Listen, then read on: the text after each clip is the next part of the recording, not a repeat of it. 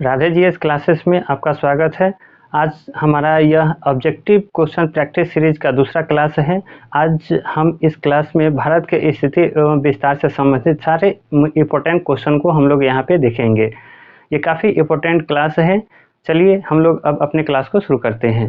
तो ये हमारा पहला क्वेश्चन है कि भारत किस गोलार्ध में स्थित है।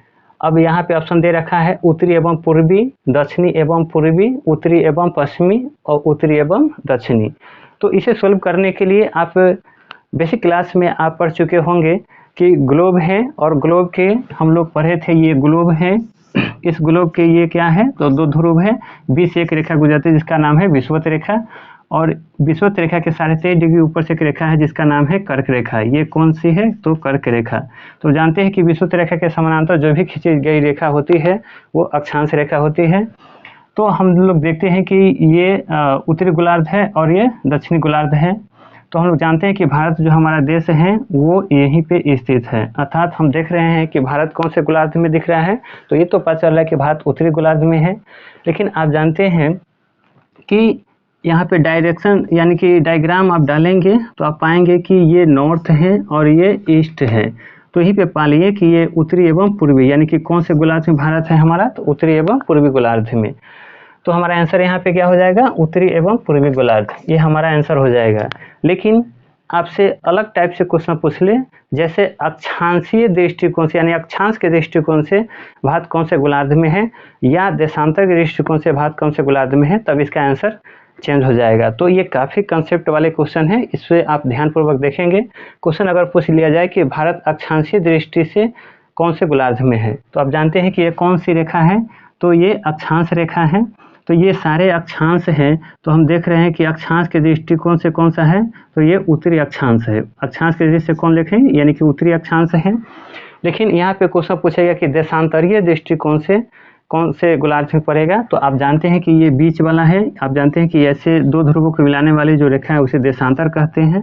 तो ये देशांतर, ये आधा ये कौन हो जाएगा वेस्ट और ये हो जाएगा ईस्ट। तो अगर हम देखें तो ये पूर्वी गोला यानी पूर्वी कौन होगा देशांतर, देखिए अक्षांश कौन होगा तो ये बीच वाला है, तो बीच वाला से ऊपर हो रहा है, ये नॉर्थ वाला में है। तो अक्षांश के दृष्टिकोण से यानी यहाँ पे हम लोग लिख सकते हैं अक्षांश, अक्षांश के दृष्टिकोण से कौन सा हो जाएगा तो उत्तरी। लेकिन देशांतर,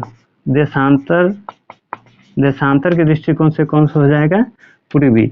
इसीलिए इसे कहा गया उत्तरी एवं पूर्वी गोलार्ध। अलग अलग करके भी आपसे क्वेश्चन पूछा जा सकता है। तो यहाँ पे ध्यान रखना है कि भारत किस गोलार्ध में है। अगर सीधा क्वेश्चन पूछा जाए कि भारत किस गोलार्ध में है तब तो आपका आंसर परफेक्ट हो जाएगा उत्तरी एवं पूर्वी गोलार्ध। लेकिन क्वेश्चन पूछा जाए कि देशांतर के दृष्टिकोण से क्या होगा स्थिति इसकी, तो वो देखेंगे उत्तरी गोलार्ध, और देशांतर के पूर्वी, और अक्षांश के दृष्टिकोण से पूछा जाए तो क्या होगा उत्तरी अक्षांश में यानी उत्तरी गोलार्ध में है।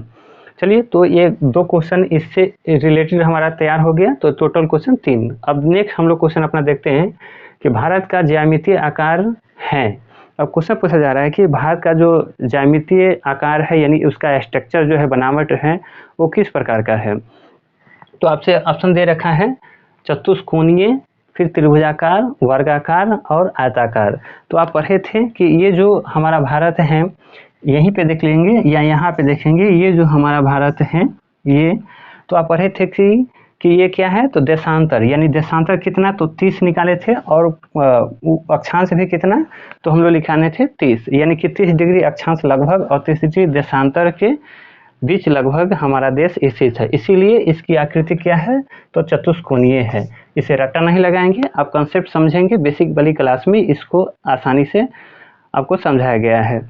तो भारत स्थित है, यह लिख रहा है कि भारत का ज्यामितीय आकार क्या है तो याद रखना है चतुष्कोणीय है।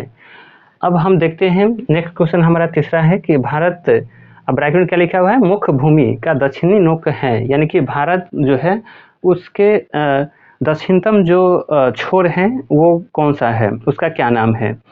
तो हम देखेंगे यहाँ पे क्या है केप कोमोरिन और कैलिमेरी बिंदु, इंदिरा बिंदु और त्रिवेंद्रम में कोलम। तो हमारा इसका आंसर हो जाएगा केप कोमोरिन। अब यहाँ से इम्पोर्टेंट क्वेश्चन है कि केप कोमोरिन ये कहाँ पड़ता है, या केप कोमोरिन ऑप्शन में ना रहेगा तो आपके ऑप्शन में क्या हो सकता है तो उसका नाम हो जाएगा कन्याकुमारी। इसमें क्या दे सकता है तो उसका नाम हो जाएगा कन्याकुमारी। कुमारी। तो इसका आंसर क्या हो सकता था? कन्याकुमारी। या फिर क्वेश्चन पूछ ले कि कन्याकुमारी कहाँ अवस्थित है, तो आपको याद रखना है तमिलनाडु। यहाँ से 3 क्वेश्चन याद रखना है कि भारत का मुख्य भूमि यानी भारत के मुख्य भूमि का दक्षिणतम नोक कौन सा है यानी छोर कौन सा है, तो यह रखना है केप कोमोरिन या कन्याकुमारी, और ये दोनों है कहाँ, तो आपको यह रखना है तमिलनाडु में है। चलिए इससे रिलेटेड और सारे क्वेश्चन पूछे जाते हैं। अगर मुख्य भूमि ना पूछे, सीधा पूछा जाए कि भारत का दक्षिणतम छोर कौन सा है या बिंदु कौन सा है, तब आपको यह रखना है इंदिरा, वो पॉइंट होगा जो कहाँ है, तो आप जानते हैं अंडमान निकोबार द्वीप समूह। तो ये उसका भी अलग अलग क्वेश्चन बनेगा, तो हम लोग आगे देख लेंगे। चलिए इसका आंसर क्या हो जाएगा? कन्याकुमारी या केप कोमोरिन। नेक्स्ट हमारा क्वेश्चन है चौथा नंबर की जनसंख्या तथा क्षेत्रफल की दृष्टि से भारत का विश्व में कौन सा स्थान है। यहाँ से पूछा जा रहा है 2 के आधार पर, एक जनसंख्या के अकॉर्डिंग और दूसरा पूछा रहा है क्षेत्रफल के अकॉर्डिंग के दृष्टिकोण से अगर देखा जाए तो विश्व में हमारा जो स्थान है वो कौन सा स्थान है। तो यहाँ देख सकते हैं पहला कौन सा है, जनसंख्या पूछ रहा है, दूसरा क्षेत्रफल, दोनों हमें दिमाग में रखना है। तो जनसंख्या के दृष्टिकोण से दूसरा है और क्षेत्रफल के दृष्टि से कौन है, 7वां। तो हम ऑप्शन ढूंढेंगे, दूसरा गलत होगा, तीसरा 7वां ये गलत होगा, दूसरा और 7वां यही हमारा क्या होगा, तो आंसर होगा। यानी जनसंख्या के दृष्टिकोण से दूसरा और क्षेत्रफल के दृष्टि से क्या हो गया, तो 7वां। तो हम यहाँ पे देख लिए कि भारत का जो पोजीशन है वो जनसंख्या में पूरे वर्ल्ड में दूसरा है और क्षेत्रफल में कहें, एरिया में कहें तो हमारा कितना है, 7वां है। तो ये हमारा आंसर हो गया, ये याद रखेंगे।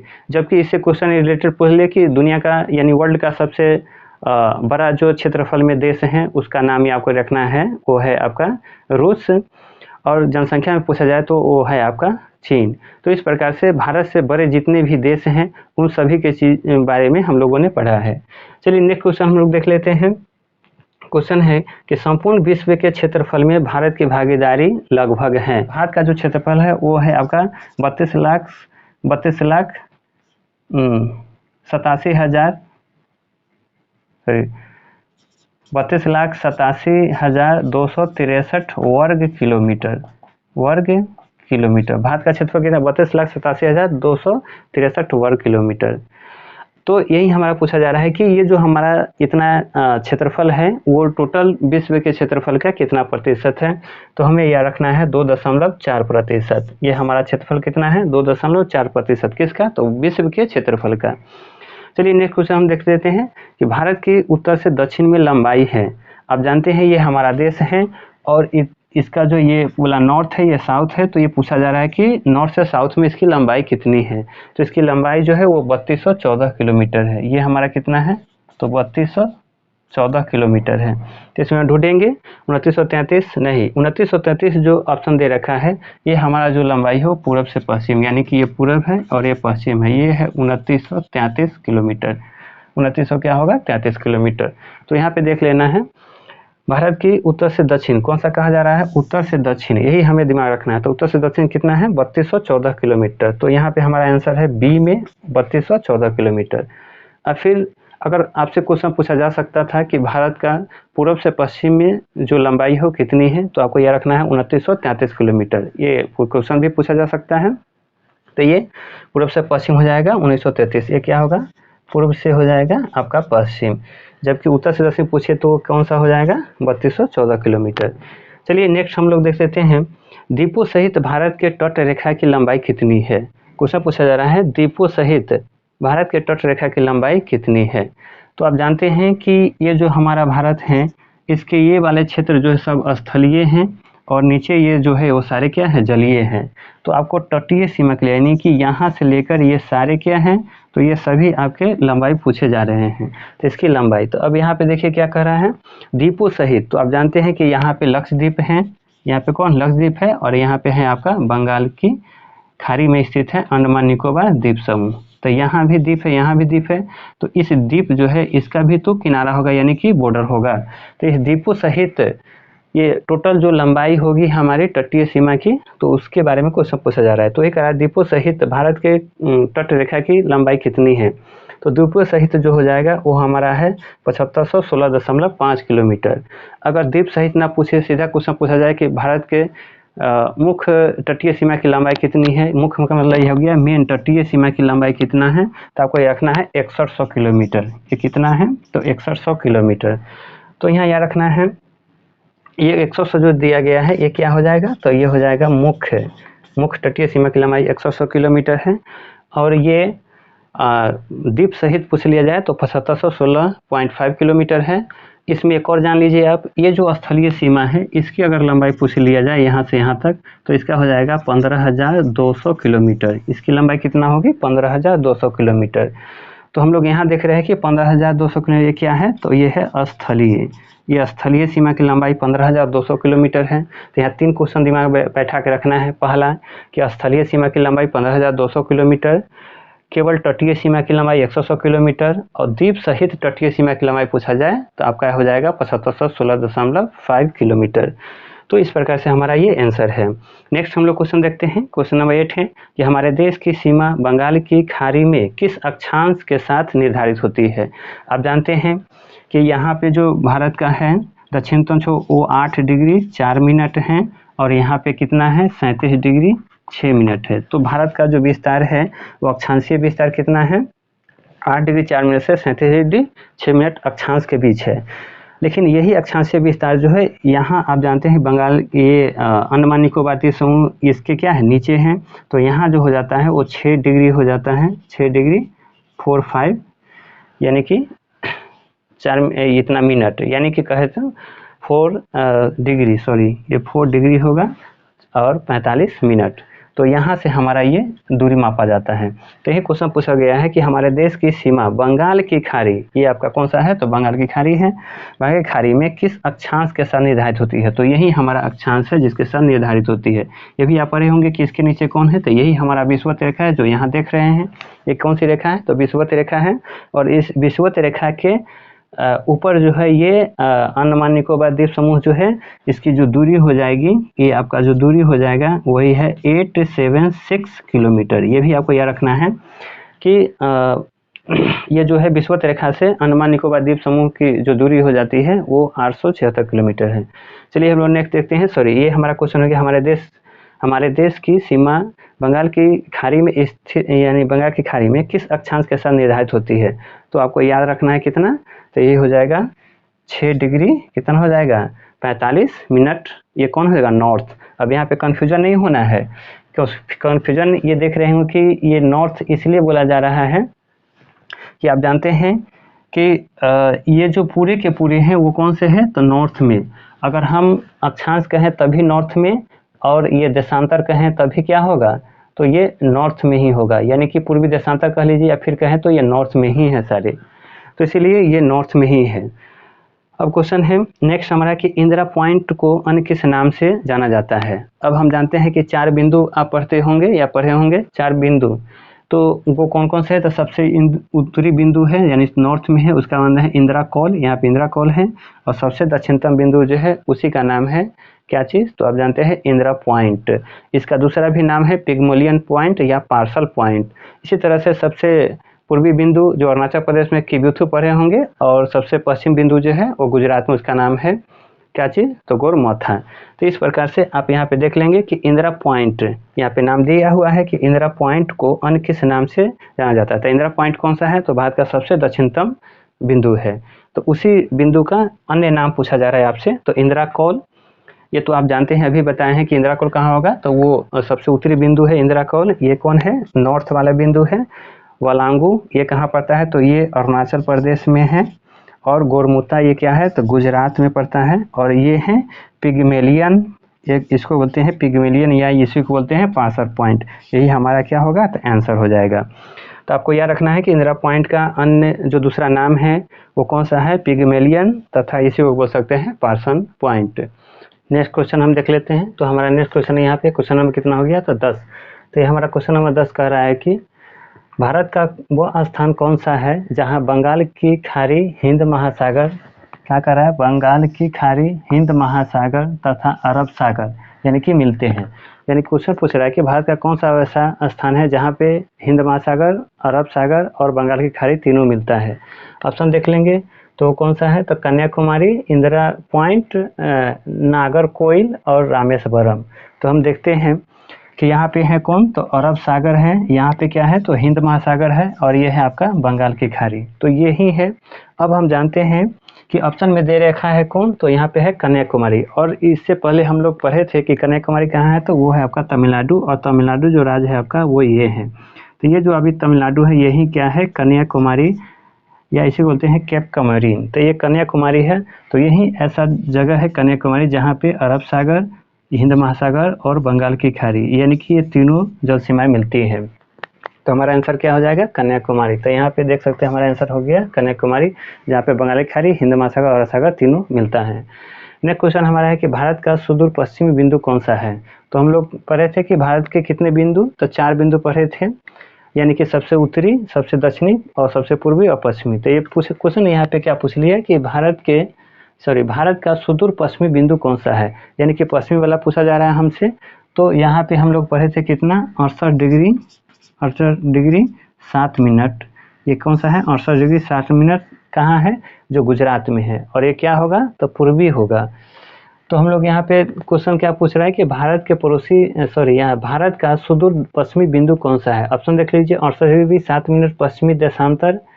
तो ये पश्चिमी देशांतर है नहीं, बल्कि सारे के सारे कौन है, पूर्वी देशांतर हैं। क्योंकि आप यहाँ पे ऐसे पढ़े थे कि ये 2 ध्रुव है देशांतर, तो ये मिलाती है, और यहाँ पे हमारा भारत है, ये कौन सा हो जाए, पूर्वी। ये सारे क्या होगा, तो ये सारे पश्चिमी। इसीलिए जब भी होगा तो क्या होगा, तो ये हमारा पूर्वी ही होगा। तो इसीलिए ये हमारा नहीं हो पाएगा। अब देख रहे हैं कि 68 डिग्री 7 मिनट पूर्वी देशांतर कहाँ, गुजरात में। ये फिट बैठ रहा है कि 68 डिग्री 7 मिनट भी है, और ये राज्य कौन सा है, तो गुजरात भी है, और ये कौन सा है, पूर्वी देशांतर। तो ये पूर्वी देशांतर भी है। अतः हमारा आंसर कौन सा हो गया, तो ये हो गया। आप पहले ही ऑप्शन में दे रखा है यहाँ पे 68 डिग्री 7 मिनट, ये तो सही है, गुजरात भी सही है, लेकिन यहाँ पे क्या है, पश्चिमी देशांतर, जिसके वजह से ये क्या हो जाएगा, तो गलत हो जाएगा। अब हम चलते हैं, यहाँ जो देख लेंगे सी ऑप्शन 97 डिग्री 25 पूर्वी देशांतर, तो ये तो सही है। ये वाले होंगे जो कहाँ पड़ेगा, अरुणाचल प्रदेश में। तो ये हमारा आंसर अलग है। अब हम लोग देखते हैं नेक्स्ट क्वेश्चन, भारत के पड़ोसी देशों की संख्या कितनी है, यानी कि भारत जो है उनके पड़ोसी देश कितने हैं। ये जो हमारा देश है इसके पास में जो अवस्थित देश हैं वो कितने हैं। तो ऑप्शन देख लीजिए, 7 है, 8 है, 9 है और 10 है। तो यहाँ पे दिमाग रखना है कि सीधा क्वेश्चन पूछा जा रहा है कि भारत के पड़ोसी देशों की संख्या कितनी है। यहाँ ये नहीं पूछा जा रहा है कि भारत के स्थलीय सीमा से लगे पड़ोसी देश कितने हैं या जलीय सीमा से लगे हुए कितने हैं। यहाँ पे सीधा पूछा जा रहा है भारत के पड़ोसी देश। तो भारत के पड़ोसी देश अगर सीधा पूछा जा रहा है तो इसका आंसर हो जाएगा 9। अब इस 9 में क्या है, तो 2 टाइप से हैं, यानी आप जानते हैं कि 7 क्या है, तो वो स्थलीय है, और 2 क्या है, तो वो जलीय है। इसीलिए कि कितना हो गया, इनका आंसर हो जाएगा 9। यहीं पे क्वेश्चन पूछ लिया जाता है कि भारत के स्थलीय सीमा से सटे हुए देशों की संख्या कितने हैं, तो आपका आंसर कितना हो जाता है, तो 7। तो ये 7 जो है वो क्या है, तो स्थलीय है। और जलीय सीमा से पूछेगा तो कितना हो जाएगा, तो 2। क्यों, क्योंकि आप जानते हैं कि यहाँ से ये सब क्या है, स्थलीय है, और ये यहाँ पे 7 देश हैं, और यहाँ पे जलीय 2 है, जो आप जानते हैं यहाँ ये कौन सा है, तो श्रीलंका है, और यहाँ पे जो है उसका नाम क्या है, मालदीव। यहाँ पे कौन सा है, मालदीव। तो ये 2 हमारा क्या है, जलीय सीमा वाला देश है पड़ोसी।